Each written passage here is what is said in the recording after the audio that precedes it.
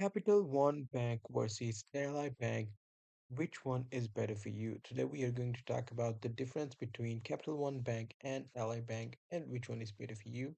So here I have this small table, demonstrating the difference between these two. So at first we will talk about the interest checking. Capital One offers 0.10% APY with no fees or minimum. If you talk about Ally Banks, it offers up to 0.25% APY on spending account, no fees or minimum. If you talk about savings, Capital One provide 4.34 APY with no fees, while Ally Bank provides 4.35%.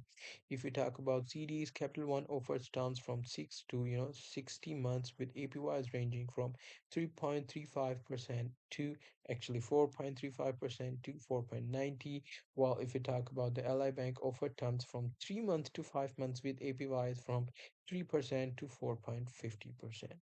We talk about money market, there is no money market available on Capital One Bank, and it is available on Ally Bank.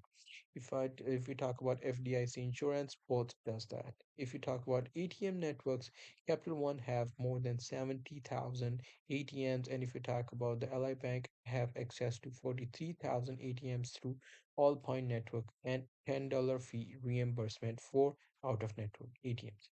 And if you talk about the in-person branches, yes, the Capital One does have in-person branch while Ally Bank does not. If you talk about checking and saving for kids and teens, it is available on Capital One and not available on Ally Bank. If you talk about early direct deposit, both of these have that. So this was the difference between these two. Hope you guys find this video helpful.